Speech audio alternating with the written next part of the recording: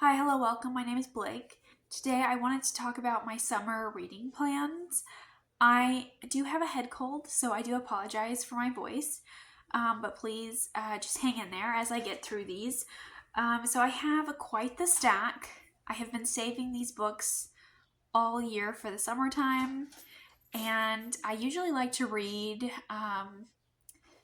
either ocean settings or like desert settings in the summertime. I don't know why, but those I want my books to fit the feel of summer.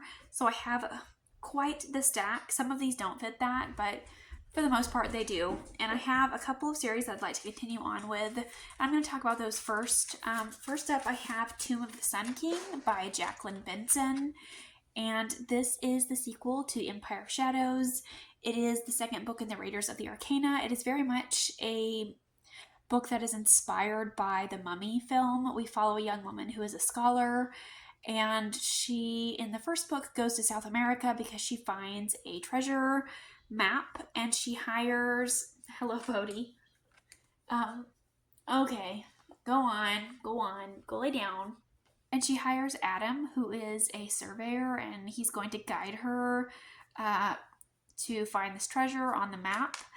And there may or may not be some supernatural things that occur.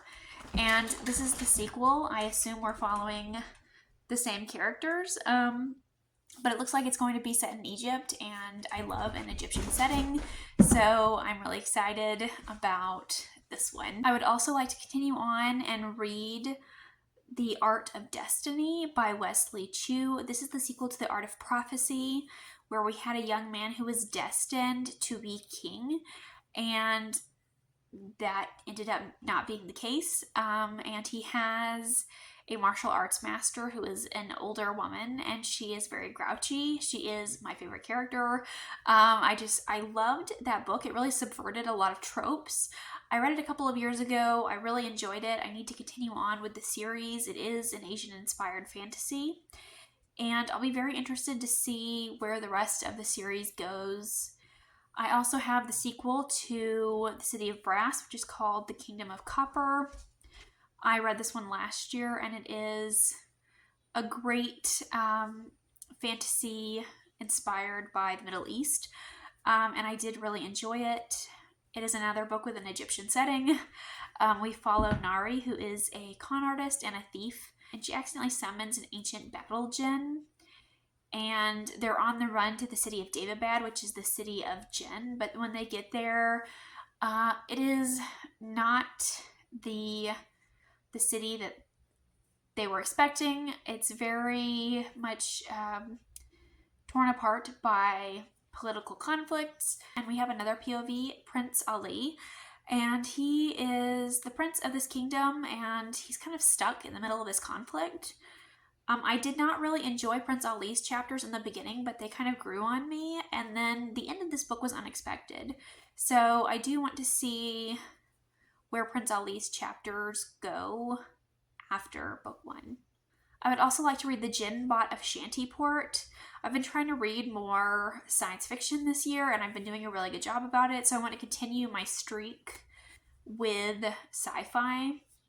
And The Djinn Bot of Shantyport is an Aladdin retelling. Are you seeing the theme? And I don't really know what it's about. I think there is like a pet monkey, and the cover is absolutely stunning. I haven't heard very many people talk about it, but I'm very intrigued by what I've seen. I also have The Price of Freedom by A.C. Crispin. My sister or my mom got this for me for Christmas. And it is a Pirates of the Caribbean prequel. And it's about Captain Jack Sparrow, which I did not know this book existed. They got it for me from the used bookstore, and I'm a huge fan of the Pirates of the Caribbean films. I usually watch them every summer, so it feels like the perfect time to read this book. And next up I have Brace the Sands by Sarah Beth Durst. I picked this one up several years ago because I'm a big fan of the author, but I hadn't really heard anyone talk about it until Elliot Brooks talked about it. She was a big fan of this book, and that kind of encouraged me to pick it up, and it's kind of been on my mind lately. But in this book, we follow Tamara. She's an older woman, and she was a once very celebrated monster rider. She used to participate in these races where they would race monsters across the desert, and she was very good at what she did, but then she was injured, and now she's kind of forced to train children to become the next riders. I also have To Kill a Kingdom by Alexandra Christo. I've had this book on my shelf for many years. I've always been very interested in it. I think it's a Little Mermaid retelling, or maybe it's a book that follows Ursula the Sea Witch. Maybe. I'm not exactly sure. I know that it had good ratings when it came out. I haven't really been enjoying YA lately, but I do want to read the books that I have on my shelves. So I'm really trying to prioritize this one and make sure that I get to it this year, because I think it's been on my summer TBR for the last couple of years now. So I really need to get to it. Up next, I have This Kingdom Will Not Kill Me by Alana Andrews. This is a new release, and Alana Andrews is not one person, but two. It's a husband and wife writing duo, which I'm very excited about. I have heard a lot of great things about this author duo. I've never read anything by them, but I want to. I thought this would be a good place to start. We have, and I don't know very much about it, but I know that it's a portal fantasy. We follow a character who wakes up in a fantasy world. There's a lot of political intrigue. There is a lot of magic, and I think there's a romance. It sounds really great. I'm really excited to give it a go. And I also have The Anubis Gates by Tim Powers. I have heard a lot about Tim Powers as an author. I'm just going to read you a bit of the summary here because I don't think I could describe it to you.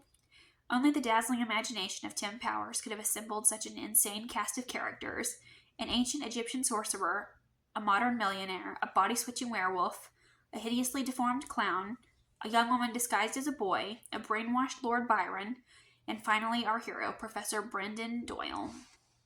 As for what happens next, only time will tell.